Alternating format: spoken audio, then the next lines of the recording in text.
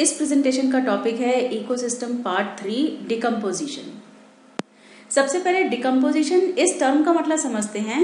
तो डिकम्पोजिशन का मतलब होता है कॉम्प्लेक्स ऑर्गेनिक मैटर को इनऑर्गेनिक सब्सटेंसेस में ब्रेक डाउन करना, और ये काम करते हैं नेचर में पाए जाने वाले डिकम्पोजर्स, जो फंजाई होते हैं, जो कुछ तरह के कुछ बैक्टीरिया होते हैं। तो वह कॉम्प्लेक्स ऑर्गेनिक मैटर को, कॉम्प्लेक्स ऑर्गेनिक मैटर क्या हो सकता है, कार्बोहाइड्रेट हो सकते हैं जैसे स्टार्च हो गया, सेलुलोज हो गया, और फिर प्रोटीन, फैटी एसिड्स, फैट्स, ये सभी ऑर्गेनिक मैटर हैं और कॉम्प्लेक्स ऑर्गेनिक मैटर हैं, और इनको इनऑर्गेनिक सब्सटेंसेस में ब्रेक डाउन करना, कार्बन डाइऑक्साइड, वाटर और H2S, इस तरह के जो सिंपल इनऑर्गेनिक सब्सटेंसेस हैं, इनमें ब्रेक डाउन करने के प्रोसेस को डिकम्पोजिशन कहते हैं। तो क्या ये हम कह सकते हैं कि decomposition is opposite of that of photosynthesis? क्योंकि फोटोसिंथेसिस में क्या हो रहा होता है कि जो इनऑर्गेनिक सब्सटेंसेस कार्बन डाइऑक्साइड और वाटर से कॉम्प्लेक्स ऑर्गेनिक मैटर बनता है, ग्लूकोज बनता है, और ग्लूकोज फिर फर्दर स्टोर होता है स्टार्च में। तो क्या डिकम्पोजिशन को हम opposite, it is opposite of that of photosynthesis, क्या ये बात कही जा सकती है? सोच के देखिएगा। और यहाँ पर हम इस डिस्कशन में एक टर्म यूज करेंगे, डेट्राइटस। तो डेट्राइटस का क्या मतलब होता है? जो डेड प्लांट रिमेन्स होते हैं और जो डेड एनिमल रिमेन्स होते हैं, जो सड़ रहे होते हैं, उन सभी चीजों को हम कलेक्टिवली डेट्राइटस कहते हैं। तो यहाँ डायग्राम में देखिए, फिगर में देखिए, तो ये कुछ प्लांट रिमेन्स हैं और इन पर ये अर्थवॉर्म फीड कर रहा है। तो इन प्लांट रिमेन्स को हम डेट्राइटस कहते हैं, और यही डेट्राइटस डिकम्पोजिशन का रॉ मटेरियल होता है। इसी डेट्राइटस पर डिकम्पोजिशन होगा। और डिकम्पोजिशन, ये यहाँ पे एक और बात हम डिस्कस करना चाहते हैं, केवल डिस्कशन के पॉइंट ऑफ व्यू से यहाँ पर एक छोटा सा एक क्वेश्चन हमने डाला है कि हम कह रहे हैं कि decomposition is break down of complex organic matter, और डाइजेशन में भी यही काम हो रहा होता है, break down of complex organic matter. तो क्या डिकम्पोजिशन को हम डाइजेशन से कंपेयर कर सकते हैं? क्या ये डाइजेशन जैसा ही प्रोसेस है? सोचिए। और थोड़ा सा हम बताना चाहेंगे, यहीं पर स्टूडेंट्स को एक्सप्लेन करना चाहेंगे कि डाइजेशन और डिकम्पोजिशन ये दोनों डिफरेंट प्रोसेस हैं। डाइजेशन को अगर आप रिकॉल कीजिए तो वहां पर complex organic matter simple organic matter में ब्रेक डाउन हो रहा होता है। जो स्टार्च है वह ग्लूकोज में कन्वर्ट हो रहा है, जो प्रोटीन है वह अमाइनो एसिड में कन्वर्ट हो रहा है। तो complex organic matter simple organic matter में कन्वर्ट हो रहा होता है डाइजेशन के प्रोसेस में। लेकिन डिकम्पोजिशन के प्रोसेस में कॉम्प्लेक्स ऑर्गेनिक मैटर कन्वर्ट हो रहा है इनऑर्गेनिक सब्सटेंसेस में। तो हम डिकम्पोजिशन को डाइजेशन से बिल्कुल भी कंपेयर नहीं कर सकते हैं। तो इस तरह से अपने समझदारी के लेवल को बढ़ाइए, अंडरस्टैंडिंग के लेवल को बढ़ाइए, तो ये जो टॉपिक हैं, ये जो कॉन्सेप्ट्स हैं, बिल्कुल क्रिस्टल क्लियर हो जाएंगे। अब हम डिकम्पोजिशन के स्टेप्स डिस्कस करेंगे, कितने स्टेप्स में ये प्रोसेस होता है। तो पहला प्रोसेस है फ्रेगमेंटेशन। फ्रेगमेंटेशन का क्या मतलब है कि डेट्राइटस को बहुत ही स्मॉल पार्टिकल्स में ब्रेक डाउन करना, तोड़ना, और ये काम करते हैं डेट्राइटिवोरस ऑर्गेनिजम्स। यहाँ पर हमने एक अर्थवॉर्म का एग्जाम्पल दिया है। तो फ्रेगमेंटेशन का फायदा ये होता है कि जब डेट्राइटस बहुत छोटे छोटे पार्टिकल्स में ब्रेक डाउन हो जाता है तो इनके डिकम्पोजिशन का रेट बढ़ जाता है। डिकम्पोजर्स और डेट्राइटिवोरस में डिफरेंस को समझिए। डेट्राइटिवोरस है अर्थवर्म, और ये पहला स्टेप करेगा, डेट्राइटस को बहुत छोटे छोटे पार्टिकल्स में ब्रेक डाउन कर देगा, और अब इन पार्टिकल्स पे एक्ट करेंगे डिकम्पोजर्स यानी कि फंजाई और बैक्टीरिया, और अब इन पार्टिकल्स का डिकम्पोजिशन होगा, और ये इनमें जो कॉम्प्लेक्स ऑर्गेनिक मैटर ट्रैप है इन पार्टिकल्स में, वह डिकम्पोज होगा इनऑर्गेनिक मैटर की फॉर्म में। तो इस तरह से फ्रेगमेंटेशन बहुत इंपॉर्टेंट रोल प्ले करता है, क्योंकि जब डेट्राइटस बहुत ही छोटे छोटे पीसेस में टूट जाता है तो डिकम्पोजिशन का रेट फास्ट हो जाता है और इसी वजह से अर्थवॉर्म्स को फार्मर्स का फ्रेंड कहा जाता है, क्योंकि ये डिकम्पोजिशन के प्रोसेस को एनहेंस करते हैं, बढ़ाते हैं। और डिकम्पोजिशन अगर होगा खेतों में अच्छे रेट पर तो प्लांट्स को न्यूट्रिशन बहुत अच्छे रेट से मिलेगा, बहुत फास्ट मिलेगा न्यूट्रिशन। इस वजह से अर्थवॉर्म्स को फार्मर्स फ्रेंड्स कहा जाता है। दूसरा प्रोसेस है लीचिंग। तो जब ये डेट्राइटस स्मॉल पीसेस में ब्रेक डाउन हो रहा होता है तो इस डेट्राइटस से कुछ portion water soluble inorganic nutrients निकल जाते हैं, और क्योंकि ये इनऑर्गेनिक न्यूट्रिएंट्स वाटर सॉल्युबल होते हैं तो वाटर में घुलकर ये सॉइल के लोअर लेवल पे जाकर सेटल हो जाते हैं, वहां जाके प्रेसिपिटेट हो जाते हैं। और ये जो इनऑर्गेनिक न्यूट्रिएंट्स हैं, अब ये जो ऊपर की सतहों पे, ऊपर की जो सॉइल की लेवल है जहां पर प्लांट्स उग रहे हैं, वहां पर ये न्यूट्रिशन अनअवेलेबल रहेगा और इस लॉस को हम लीचिंग कहते हैं। फिर से बताते हैं अपने स्टूडेंट्स को कि जब डेट्राइटस स्मॉल पीसेस में टूट रहा होता है तो इनमें से कुछ इनऑर्गेनिक न्यूट्रिएंट रिलीज हो जाते हैं और ये वाटर सॉल्युबल होने की वजह से वाटर में डिसॉल्व होकर सॉइल के लोअर लेवल्स पे जाकर प्रेसिपिटेट होकर सेटल हो जाते हैं और इस प्रोसेस को हम लीचिंग कहते हैं।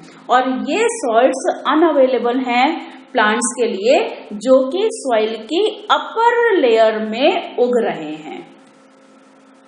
तीसरे स्टेप में कैटाबोलिज्म होता है, यानी कि बैक्टीरिया और फंजाई अपने एंजाइम्स का इस्तेमाल करके इन डेट्राइटस को सिंपल इनऑर्गेनिक सब्सटेंसेस में ब्रेक डाउन कर देंगे। और ये सिंपल इनऑर्गेनिक सब्सटेंसेस या तो एटमॉस्फेयर में रिलीज होंगे या फिर सॉइल में रिलीज कर दिए जाएंगे। अब जैसे कुछ गैसियस इनऑर्गेनिक सब्सटेंसेस हैं, जैसे कार्बन डाइऑक्साइड है और भी कुछ अगर गैसेस बनी हैं, H2S बनती है, तो वह सब तो एटमॉस्फेयर में रिलीज हो जाएगी और कुछ इनऑर्गेनिक सब्सटेंसेस सॉइल में रिलीज हो जाएंगे। और सॉइल से फिर ये इनऑर्गेनिक सब्सटेंसेस को प्लांट्स यूटिलाइज करेंगे और प्लांट्स से फिर वो बायोमास ट्रांसफॉर्म होगा एनिमल्स में, और इस तरह से फूड चेन आगे बढ़ेगी। तो न्यूट्रिएंट साइक्लिंग में डिकम्पोजिशन बहुत बहुत इंपॉर्टेंट रोल प्ले करता है। तो तीसरा स्टेप हमने कैटाबोलिज्म एक्सप्लेन किया है। चौथा स्टेप है ह्यूमिफेक्शन। तो डेट्राइटस का बहुत सारा हिस्सा तो बैक्टीरियल और फंगल एंजाइम्स से डिग्रेड हो जाता है, लेकिन उसके बावजूद भी अभी भी कुछ सब्सटेंस ऐसा बचेगा जो कि डार्क कलर का एक एमॉर्फस सब्सटेंस बचेगा जिसे हम ह्यूमस कहेंगे, और ये बहुत ही रेजिस्टेंट होता है माइक्रोबियल एक्शन से और इनका डिकम्पोजिशन बहुत ही स्लो रेट पे होता है।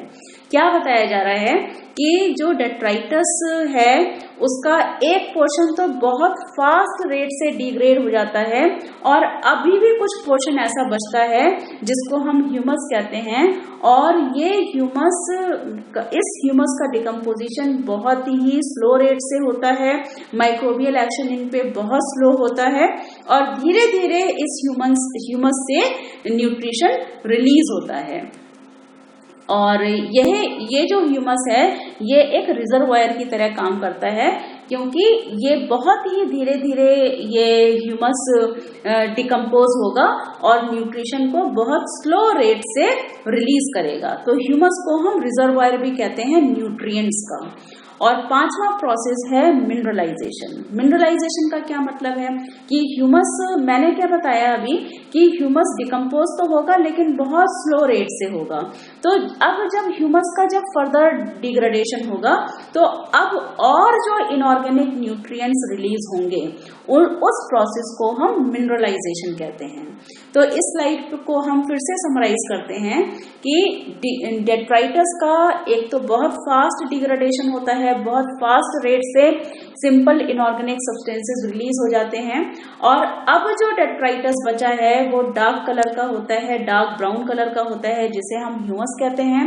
और ये ह्यूमस में माइक्रोबियल एक्शन बहुत स्लो होता है और बहुत धीरे धीरे ह्यूमस से न्यूट्रिशन रिलीज होता है।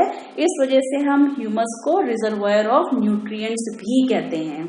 और ह्यूमस के डिग्रेडेशन से रिलीज होने वाले इनऑर्गेनिक न्यूट्रिएंट्स के प्रोसेस को हम मिनरलाइजेशन कहते हैं। तो अभी हमने डिकम्पोजिशन के प्रोसेस को समझा। तो ये 5 स्टेप में डिकम्पोजिशन का प्रोसेस कंप्लीट होता है। और अब हम वो फैक्टर्स डिस्कस करेंगे जो डिकम्पोजिशन के प्रोसेस को अफेक्ट कर सकता है कि किन फैक्टर्स में डिकम्पोजिशन का रेट फास्ट होगा, किन वजहों से डिकम्पोजिशन का जो रेट है वह स्लो हो सकता है। तो सबसे इम्पोर्टेंट फैक्टर आता है टेम्परेचर, क्योंकि हमें पता है कि टेम्परेचर का सीधा रिलेशन होता है एंजाइमेटिक एक्टिविटी से। टेम्परेचर अगर ज्यादा होगा तो एंजाइमेटिक एक्टिविटी भी ज्यादा होगी, टेम्परेचर अगर कम होगा तो एंजाइमेटिक एक्टिविटी भी कम होगी। तो इसी वजह से जो टेम्परेट फॉरेस्ट होते हैं, जहां पर टेम्परेचर कम होता है, वहां पर डेट्राइटस जल्दी से सड़ता नहीं है और डेट्राइटस वहां पे इकट्ठा होता रहता है। जबकि ट्रॉपिकल रेन फॉरेस्ट में क्योंकि टेम्परेचर ज्यादा है तो वहां पे डेट्राइटस इकट्ठा ही नहीं हो पाता है, क्योंकि डिकम्पोजिशन का रेट बहुत फास्ट है। और दूसरा इंपॉर्टेंट फैक्टर है मॉइस्चर, क्योंकि मॉइस्चर बहुत ज्यादा जरूरी है डिकम्पोजिशन के लिए। तो इसी वजह से जो ट्रॉपिकल डेजर्ट हैं वहां पे मॉइस्चर की कमी होने की वजह से डिकम्पोजिशन का रेट भी थोड़ा लो होता है। तीसरा इंपॉर्टेंट फैक्टर है पीएच। तो अगर पीएच सॉइल का स्लाइटली अल्कलाइन होगा या न्यूट्रल होगा तो ऐसी सॉइल में डिकम्पोजिशन बहुत फास्ट होता है। और ऐसी अल्कलाइन सॉइल में डेट्राइटिवोरस भी बहुत ज्यादा होते हैं, अर्थवर्म भी अल्कलाइन सॉइल में ज्यादा पाए जाते हैं। तो ये तीसरा फैक्टर हो गया जो डिकम्पोजिशन को अफेक्ट करेगा। और चौथा फैक्टर है एरोबायोसिस। एरोबायोसिस का मतलब होता है सप्लाई ऑफ ऑक्सीजन। तो क्योंकि एरोबिक कंडीशंस बहुत जरूरी होती हैं डिकम्पोजर्स के लिए, एरोबिक कंडीशंस में डिकम्पोजर्स फ्लरिश करते हैं। तो अगर ऑक्सीजन की सप्लाई अच्छी होगी तो डिकम्पोजिशन का रेट भी फास्ट होगा। और उसी के अपोजिट अगर एनारोबिक कंडीशंस होंगी तो डिकम्पोजिशन का रेट कम रह जाएगा। ये पांचवा बहुत इंपॉर्टेंट फैक्टर हमने यहाँ पे मेंशन किया है, कंपोजिशन ऑफ डेट्राइटस।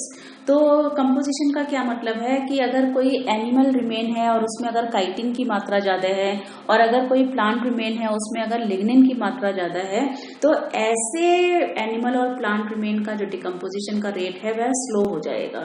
यहाँ पर देखिए हमने ये एक ग्राफ में दिखाया हुआ है यहाँ पे। तो यहाँ पर एक्स एक्सिस पे लिग्निन का कॉन्सेंट्रेशन दिखाया है और वाई एक्सिस पे हमने डिकम्पोजिशन का रेट दिखाया है। तो यहाँ पे ये इस ग्राफ में क्या बताया जा रहा है कि वार्म और वेट क्लाइमेट पर डिकम्पोजिशन का रेट ज्यादा है in comparison to cold and dry climate. तो ऐसा तो होना ही है, लेकिन हमने इसको फर्दर कंपेयर किया है लिग्निन कॉन्सेंट्रेशन से। तो अगर प्लांट रिमेन में लिग्निन का कॉन्सेंट्रेशन बढ़ेगा तो वार्म और वेट क्लाइमेट होने के बावजूद भी ऐसे प्लांट रिमेन का जो डिकम्पोजिशन का रेट है वह कम होता चला जाएगा। जैसे जैसे लिग्निन का कॉन्सेंट्रेशन बढ़ेगा वैसे वैसे उस प्लांट रिमेन का डिकम्पोजिशन का रेट कम होता चला जाएगा। तो अगर इस तरह के आप ग्राफ या इस तरह की छोटी छोटी इंफॉर्मेशन आप अपने एग्जाम में बताते हैं, अपने टीचर को अपने आंसर शीट में लिखते हैं, इस तरह के छोटे छोटे पॉइंट्स, तो ये बहुत स्कोरिंग होंगे और आपको बहुत अच्छे मार्क्स दिलाने में बहुत यूजफुल होंगे इस तरह की इंफॉर्मेशन। और यहाँ पर हमने स्टेटमेंट दिया है, decomposition of forest litre is a function of lignin content and climate. तो शायद अब आपको इस स्टेटमेंट का मतलब जरूर समझ में आ रहा होगा।